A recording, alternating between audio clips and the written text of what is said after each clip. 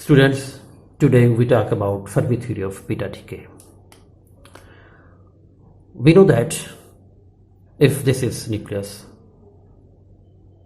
and around this nucleus electrons are revolving in different orbits, then within this nucleus there are two forces which are operating. One is strong nuclear force, or we call it strong interaction. Other is weak nuclear force, or we call it weak interaction. Strong nuclear force binds the neutrons within the nucleus.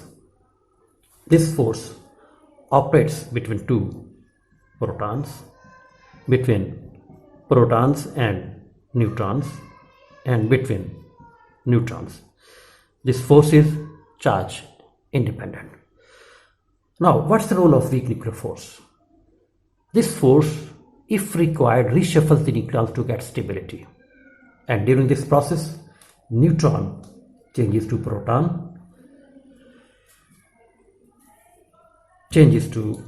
proton, with emission of beta negative particle, and proton changes to neutron with emission of beta positive particle.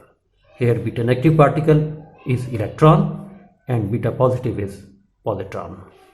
Today we discuss beta decay under the action of this weak nuclear force.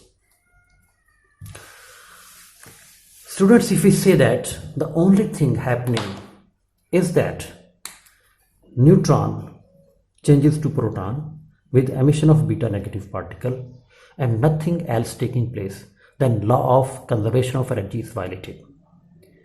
We can say that if this is a radioactive source and every time when alpha particle is emitted from this source, the energy of every alpha particle is same.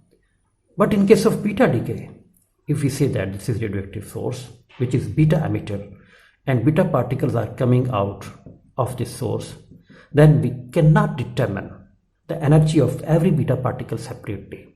Nevertheless, we get a continuous spectrum where all values of energies are possible from 0 to kinetic energy maximum, or 0 to energy maximum, which is E maximum. And if we plot a graph between energy of beta particles and number of beta particles, energy of beta particles in this direction and number of beta particles in this direction, we get this graph. Here energy is 0 and this is maximum value of energy, E maximum, we call it end point energy. If we say that the only process taking place is that neutron changes to proton with emission of beta negative particle, then we cannot explain this graph. This graph shows that energy of every beta particle is different and maximum beta particles are being emitted with this energy, this value of energy. Maximum beta particles are emitted with energy less than E maximum, and no beta particle is emitted with this energy, E maximum. No beta particle is emitted with this energy. Then question is, where is the missing energy?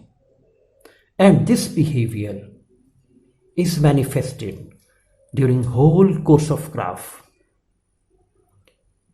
It was a big problem for scientists to explain this missing value of energy. Even Niels Bohr could not explain this discrepancy. Hence, if we want to explain this discrepancy, this problem, then there should be a particle being emitted along with beta rays. This particle was named neutrino. And then we can say that now The process is taking place in this way. Neutron changes to proton with emission of beta negative particle, plus there is another particle present which we call antineutrino. And when proton changes to neutron along with emission of beta positive particle, there is emission of another particle which we call neutrino. So we say that a particle neutrino is present. This was suggested by Wolfgang Pauli. Pauli suggested that another particle is present which is carrying missing amount of energy in this process. And this idea of Pauli was made the part of beta decay theory by Enrico Fermi. In alpha decay, we see that if there is strong interaction, then in beta decay there is weak interaction, or there is weak nuclear force. This force is repulsive force. This force is also putting in Sun. In Sun we see that simple hydrogen nuclei H11 which we say protium combine to form deuteron along with release of tremendous amount of energy. As a matter of fact, when simple hydrogen nuclei combine, then they should form a nucleus which should consist of 2 protons. But in case of deuteron, we see that it is a nucleus which consists of 1 proton and 1 neutron. It is taking place under the action of weak nuclear force, where 1 proton changes to neutron along with emission of positron and neutrino. Anyhow, we say that neutrino is present. What is neutrino? Neutrino is a little neutron. Neutrino is electrically neutral. It carries no charge and its mass is negligible as compared to mass of electron. This was the reason that scientists could not detect this particle in the beginning.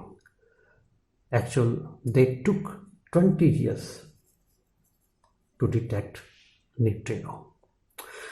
We come back to this graph. This graph says that maximum beta particles are emitted with energy less than E maximum, and no beta particle is emitted with energy equal to E maximum. Here in this graph, when we are in this region, we can say that energy of beta particle is greater than energy of neutrino.